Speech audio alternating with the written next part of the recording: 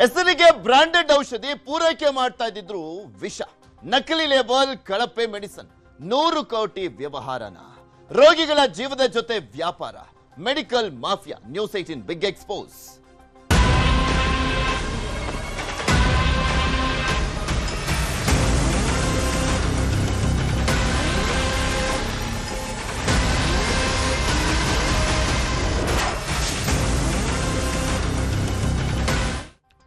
Most dangerous mafia ಅಂದ್ರೆ ಇಡೀ ದೇಶದಲ್ಲಿ ಅದು ಎಜುಕೇಶನ್ ಮಾಫಿಯಾ ಬಿಟ್ರೆ ಮೆಡಿಕಲ್ ಮಾಫಿಯಾ.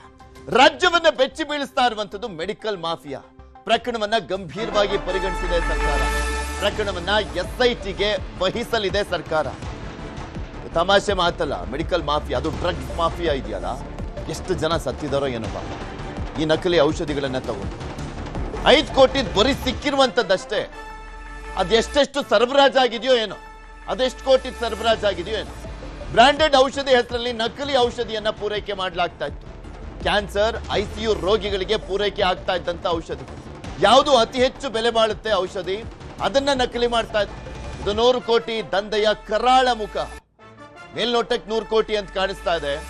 ಎಷ್ಟು ತಿಂಗಳಿಂದ ಮಾಡ್ತಾ ಇದ್ರು, ಎಷ್ಟು ವರ್ಷದಿಂದ ಮಾಡ್ತಾ ಇದ್ರು, ಎಷ್ಟು ರಾಜ್ಯಗಳಲ್ಲಿ ಮಾಡಿದ್ರು ಗೊತ್ತಿಲ್ಲ. ನಕಲಿ ಲೇಬಲ್, ಕಳಪೆ ಮೆಡಿಸಿನ್, ಪ್ರಾಣಕ್ಕೆ ಕಂಟಕ.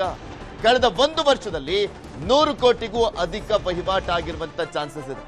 ಒಂದೇ ದಿನಕ್ಕೆ 4.5 ಕೋಟಿ ಮೌಲ್ಯದ ಮಾಲನ್ನ ವಶಕ್ಕೆ ಪಡೆಯಲಾಗಿರುವಂತದ್ದು.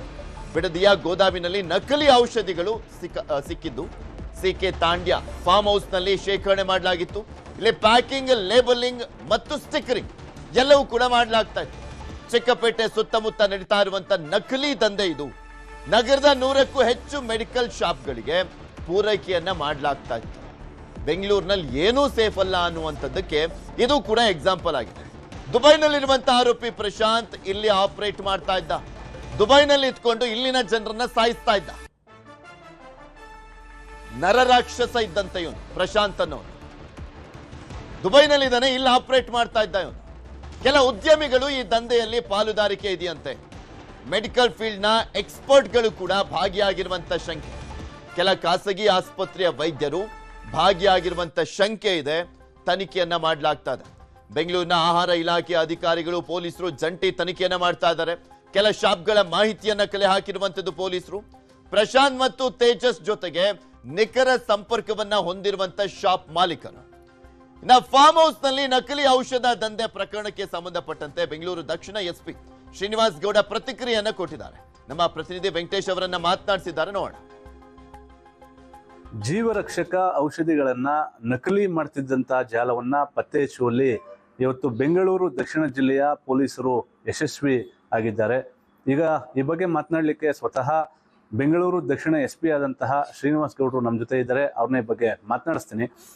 ಸರ್, ಇವತ್ತು ಒಂದೊಳ್ಳೆ ಉತ್ತಮವಾದಂತಹ ಕಾರ್ಯಾಚರಣೆಯನ್ನ ಮಾಡಿದಿರಿ. ಇದು ಜಾಲ ಹೇಗೆ ಪತ್ತೆ ಮಾಡುವಲ್ಲಿ ಯಶಸ್ವಿ ಆದ್ರಿ ಸರ್? ಏನು ನಮ್ಮ ಬೀಟ್ ಕಾನ್ಸ್ಟೇಬಲ್ಗಳಾದಂತಹ ಶಿವರಾಜ್ ಮತ್ತು ರಘು ಅವರು ಏನು ನಮಗೆ ಮಾಹಿತಿ ಕೊಡ್ತಾರೆ.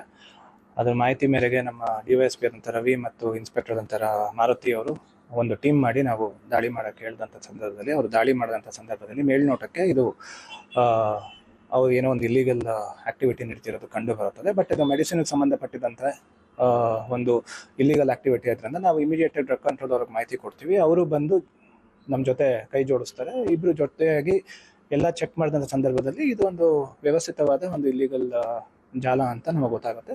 ಬಟ್ ಫರ್ದರ್ ಇನ್ನು ತನಿಖೆ ಮಾಡಬೇಕಾಗಿದೆ. ತನಿಖೆ ಮಾಡಿ ಅದರಲ್ಲಿ ಕೂಲಂಕುಷವಾಗಿ ಏನಾಗಿದೆ, ಯಾರ್ಯಾರು ಇನ್ವಾಲ್ವ್ ಇದ್ದಾರೆ, ಯಾರ್ಯಾರು ಏನೇನು ಮಾಡಿದ್ದಾರೆ, ಅದ್ರ ಬಗ್ಗೆ ಎಲ್ಲ ಕೂಲಂಕುಷವಾಗಿ ನಾವು ತನಿಖೆ ಮಾಡ್ತೀವಿ.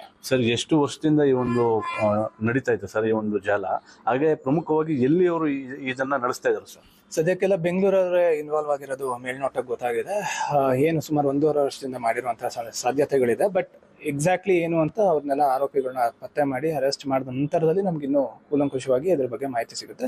ಇವಾಗ ಪ್ರಾಥಮಿಕ ತನಿಖೆಯಲ್ಲಿ ಏನೇನು ಗೊತ್ತಿದೆಯೋ ನಮಗೆ ಹೇಳಿದೀವಿ. ಸರ್, ಈಗ ಎಷ್ಟು ಕೋಟಿ ವೆಚ್ಚದ್ದು ನೀವು ಸೀಸ್ ಮಾಡಿದ್ರಿ ಸರ್ ಅಲ್ಲಿ ಆ ಸ್ಥಳದಲ್ಲಿ ಸರ್? ಸದ್ಯಕ್ಕೆ ಏನು ಡ್ರಗ್ ಕಂಟ್ರೋಲರ್ ಅವ್ರು ಮಾಹಿತಿ ಕೊಟ್ಟಿರೋ ಪ್ರಕಾರ ಸುಮಾರು 4.5 ಕೋಟಿಯಷ್ಟು ಏನು ಒಂದು ವಿದೇಶಿ ಕಂಪ್ನಿದು ಲೇಬ್ಲಿಂಗ್ ಹಾಕಿರುವಂಥದ್ದು ಸಿಕ್ಕಿದೆ. ಜೊತೆಗೆ ಇನ್ನು ಎಕ್ಸ್ಪೈರ್ ಆಗಿರೋಂಥದ್ದು ಸುಮಾರು 1 ಕೋಟಿಯಷ್ಟು ಚಿಲ್ಲರೆಯಷ್ಟು ಮೆಡಿಸಿನ್ಸ್ಗಳು ಸಿಕ್ಕಿದೆ. ಅದನ್ನ ಅವರು ತನಿಖೆ ಮಾಡಿ. ಈಗ ಪ್ರಮುಖವಾಗಿ ಅವ್ರೇನ್ ತಯಾರು ಮಾಡ್ತಾ ಇದ್ರು ನಕಲಿಯಾಗಿ, ಅದನ್ನ ಯಾವ ಒಂದು ಕಾಯಿಲೆಗೆ ಬಳಸುವಂತ ಔಷಧಿಗಳಾಗಿತ್ತು ಅಂತ ಮೇಲ್ನೋಟಕ್ಕೆ ಗೊತ್ತಾಗಿದೆ ಸರ್?